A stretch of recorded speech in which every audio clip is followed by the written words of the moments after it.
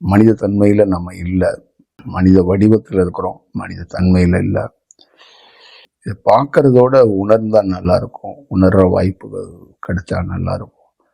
தியானத்துல ரொம்ப முக்கியமான வடிவம் பார்க்கறதோட உணர்றது தான்.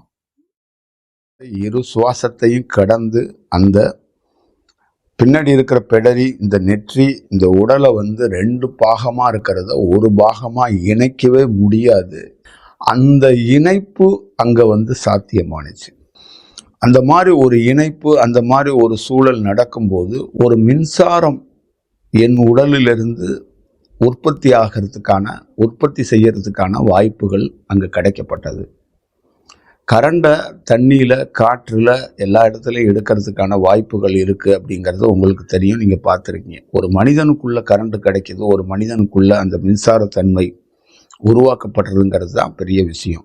முழு மின்சாரத்தன்மை தயாரிக்கக்கூடிய முழு மின்சாரம் இத்தனை மெகாவாட் இந்த உடல்லேருந்து கிடைக்கும் அப்படிங்கிற அந்த முதல் பயன்பாட்டு இந்த உடல்லேருந்து மின்சாரம் கிடைக்குங்கிறத கன்னியாகுமரியில் அந்த இடத்துல உணர்ந்தேன்.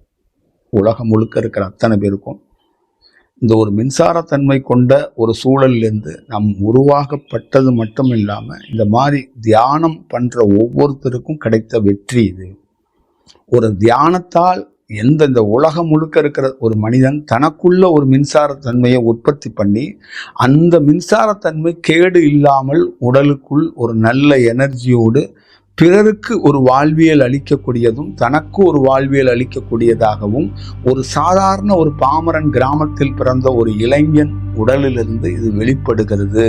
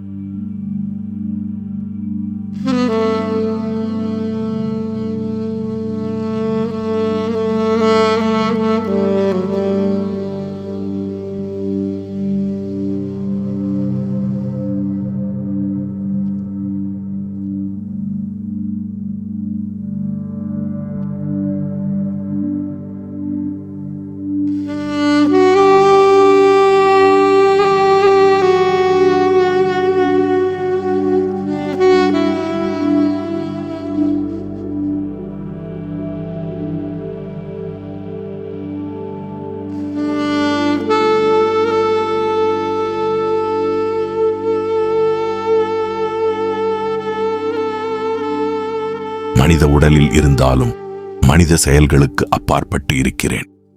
மனிதர்களைப் போலவே உண்ணுதல், உறங்குதல், மற்ற பிற இயக்கங்கள் நடந்தாலும் அவை வழக்கத்தை விட வெகு குறைவாகவே நிகழ்கிறது.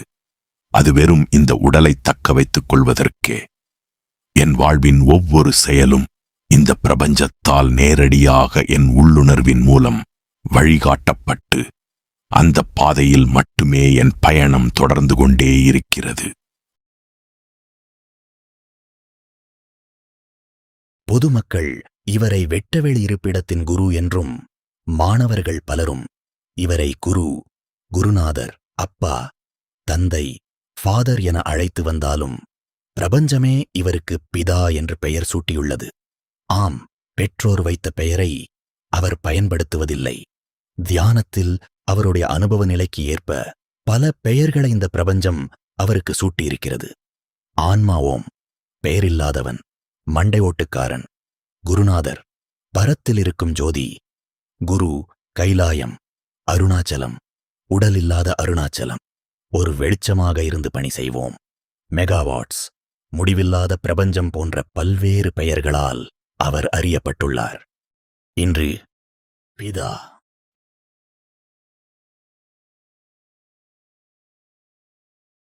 அவர் மற்ற மனிதர்களைப் போலவே ஒரு சிறிய கிராமத்தில் பிறந்து வறுமையில் வளர்ந்தார். கடினமான சூழ்நிலைகள் இருந்த போதிலும் தனது சிறுபருவத்தை அவர் மகிழ்ச்சியுடன் அனுபவித்தார். முறையான கல்வி அவரை ஒருபோதும் ஈர்க்கவில்லை. அவர் அடிக்கடி வகுப்புகளை தவிர்த்து இலவச மதிய உணவுக்காக மட்டுமே பள்ளிக்கு திரும்பிச் செல்வார். சிறுவயதில் அமைதியற்ற மனநிலையும் பள்ளி மீதான பயமும் காரணமாக அவர் அடிக்கடி வீட்டிலிருந்து வெகு தூரம் சென்று விடுவார். இளமை காலத்தில் அவர் வீட்டை விட்டு வெளியேறி அருகிலுள்ள நகரங்களில் சிறிய கடைகளில் வேலை செய்தார். பல்வேறு இடங்களுக்கு நகர்ந்து கொண்டே இருந்தார்.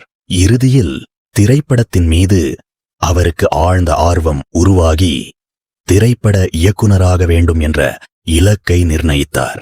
இளம் வயதிலேயே மாநில தலைநகரத்திற்கு சென்று திரைப்படத் துறையில் தனது வாழ்க்கை பயணத்தை தொடங்கினார். அவர் அர்ப்பணிப்புடனும் விடாமுயற்சியுடனும் உழைத்தார். ஆனால் அவரது உழைப்பிற்கு ஏற்ற வெற்றி கிடைக்கவில்லை.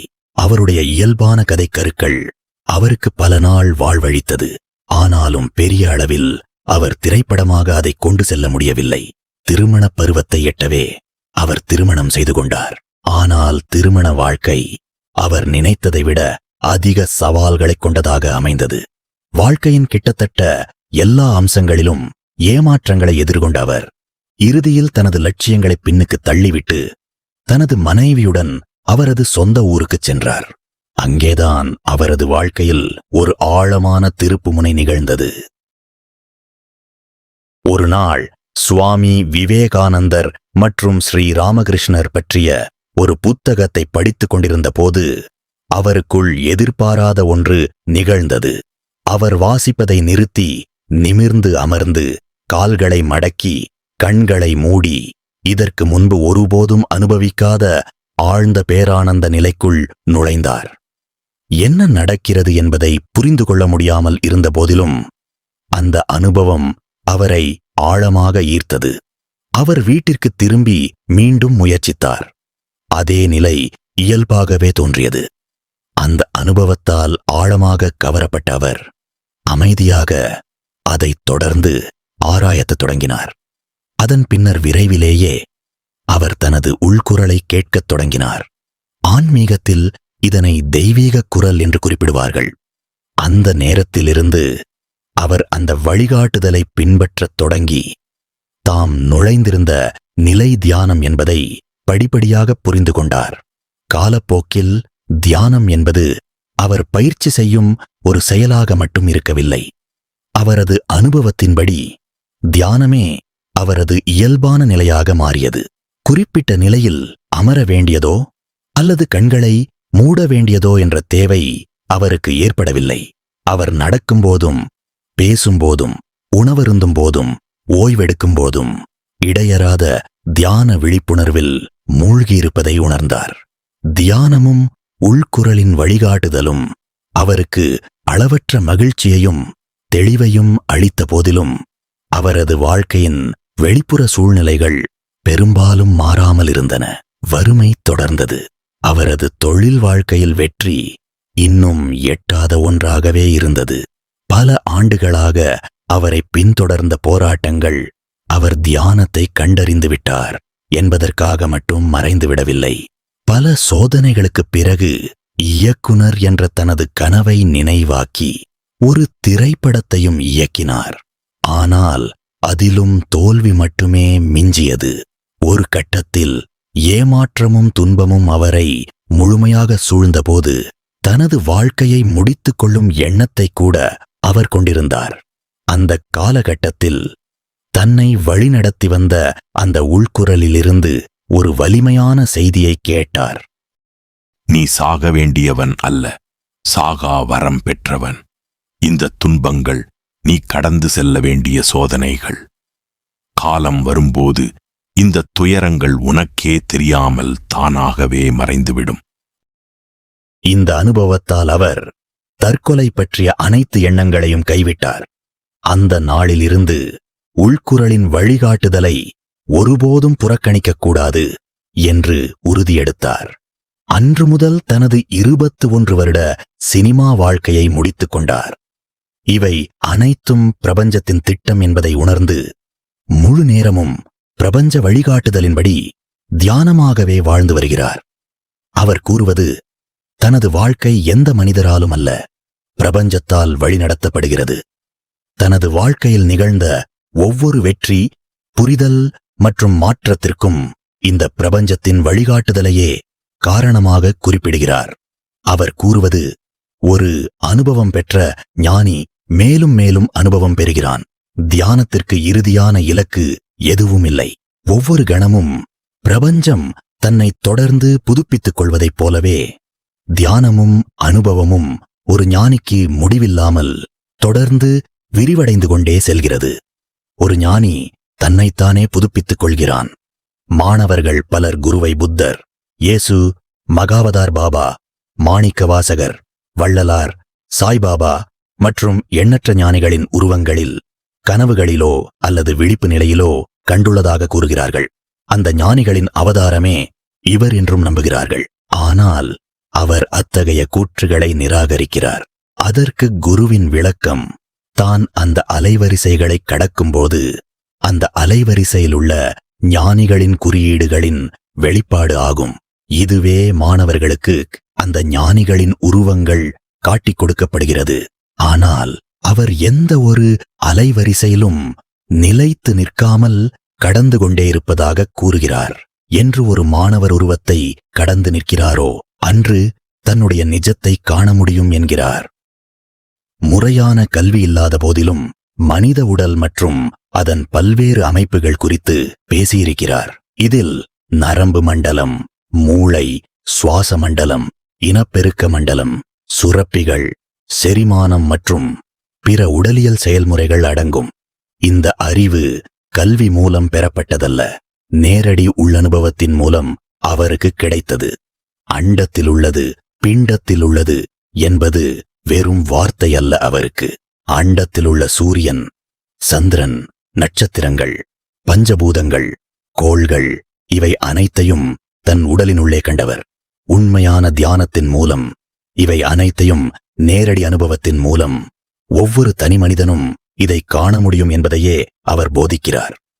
மனிதகுலத்தின் பரிணாம வளர்ச்சி, முதல் மனிதர்கள் ஆதாம் மற்றும் ஏவாள் என்ற எல்லோராலும் அறியப்படும் அவர்களின் தோற்றம், பூமி, சூரியன், செவ்வாய், வெள்ளி மற்றும் பிற கிரகங்களின் இயக்கங்கள், குறிப்பாக பிளாக் ஹோல்ஸ் என்று அழைக்கப்படும் கருந்துளைகள் தொடர்பான பல ஆழ்ந்த விளக்கங்களை அவர் தனது தியான வடிவத்திலிருந்து வெளிப்படுத்தியுள்ளார். அவரது கூறுவது, பிரபஞ்சத்தில் கருந்துளை என்பது கருப்பு சூரியன், பிளாக் சன் என்று அழைக்கப்படுகிறது.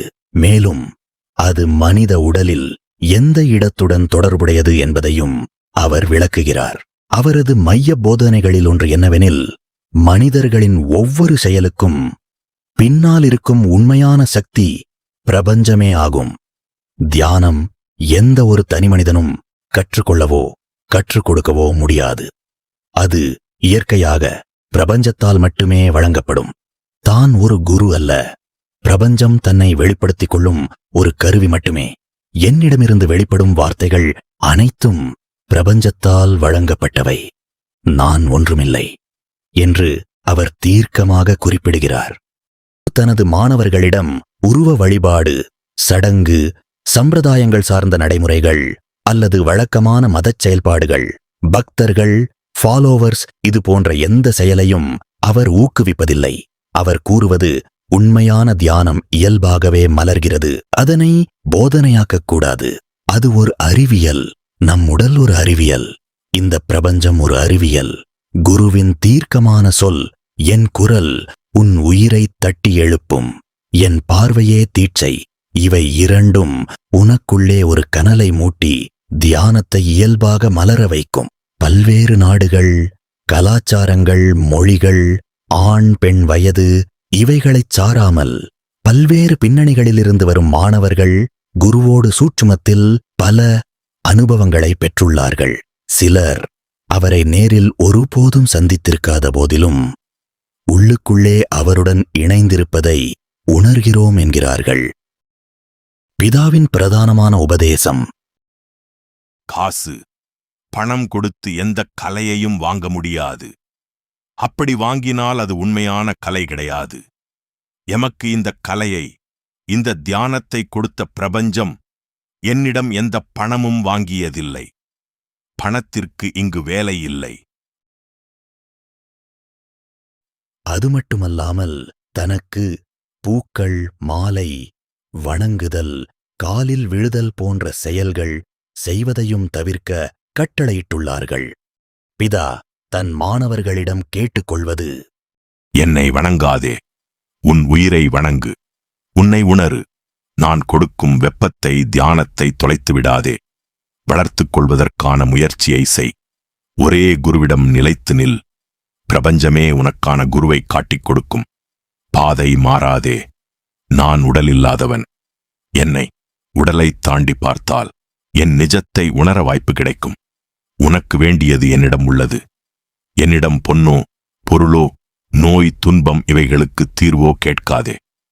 காலம் நேரம் அறிந்து உன்னுடையதை உனக்கே கொடுப்பேன். காத்திருத்தல் தியானத்தின் அடிப்படை. நீயே கேட்டுப் பெற்றால் அது துன்பம். நான் கொடுத்தால் அது விடுதலை. உனக்கு நிரந்தர விடுதலை கொடுக்க வந்தவன் நான். ஒவ்வொரு உயிருக்கும் விடுதலை கிடைக்கும் வரை எனது பணி தொடர்ந்து கொண்டே இருக்கும்.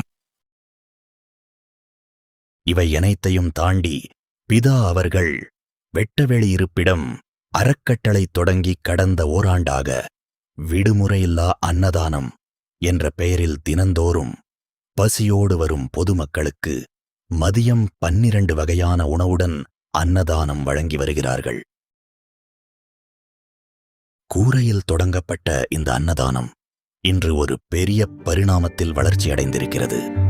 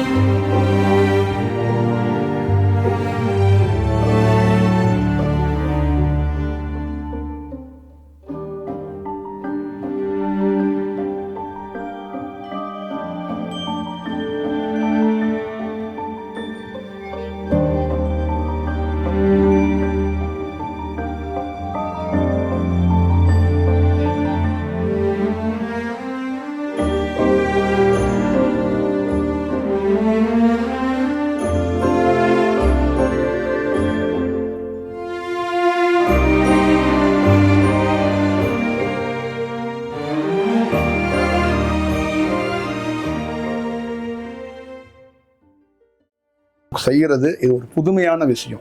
நான் உணவு கொடுக்கல, நான் என்னுடைய கலையை அவங்ககிட்ட கொடுக்க ட்ரை பண்ணுறேன். நிறைய பேருக்கு இது தெரியலை. நான் ஏதோ சாப்பாடு போடுறேன், பசியாத்துறேன்னு நினைக்கிறாங்க. அது என்னுடைய உண்மையான கலை. அது என்னுடைய வடிவத்தை நான் மக்களோட கனெக்ட் பண்ணணும், மக்களோட ட்ராவல் பண்ணணும்னு நினைக்கிறேன். அப்போ என்னுடைய கலையை உணவு வடிவத்தில் அவங்களுக்கு பிடிச்சி நெருக்கமாக இருக்கக்கூடிய அந்த உணவுலேருந்து அதை எப்படியாவது அதை அவங்களுக்கு கொடுக்கப்படணும்னு தான் அதை ட்ரை பண்ணுறேன்.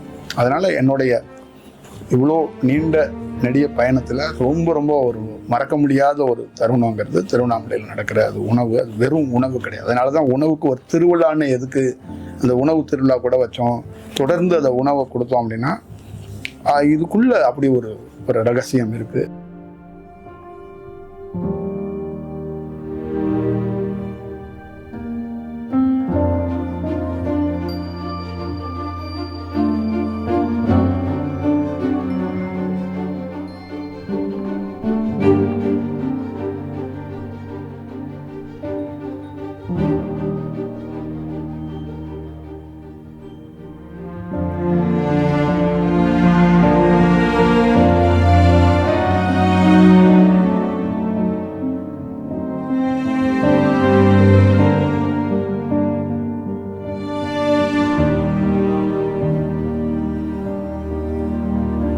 பல நாட்களாக உலகம் முழுவதும் பல்வேறு மாற்றங்களை எமது உருவமோ பெயரோ வெளியில் தெரியாமல் சத்தமில்லாமல் நிகழ்த்திக் கொண்டே இருக்கிறோம். சர்வதேசம் முழுக்க இனி வரும் காலம் முழுவதும் உடல் இல்லாத அலையாக, அலைக்கற்றையாக, அணுக்களாக, பேரணுக்களாக, மரகத வெளிச்சமாக யாம் இனி வானில் தோன்றி மறைவதை உங்கள் கண் கொண்டு பார்க்கலாம்.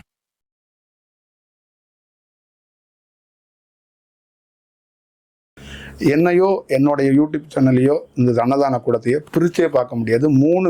மூணு விதமாக நானே ப்ரெசன்ட்ல இருந்து அங்கே வழி நிறுத்துறதா பார்க்கவே முடியும். அப்போ எனக்கு நான் எப்படி வச்சுருக்கேன்னா, என் மாணவர்களே என்ன மாதிரி மாற முடியாது, ஆனால் என்னோட வர்றதுக்கு ஒரு வடிவம் வேணும்னு தான் அந்த மந்திரத்தையே கொடுத்தேன். மனமும் நான் அல்ல, உடலும் நான் அல்ல, உயிரும் நான் அல்ல, எல்லாம் வெட்ட வெளி.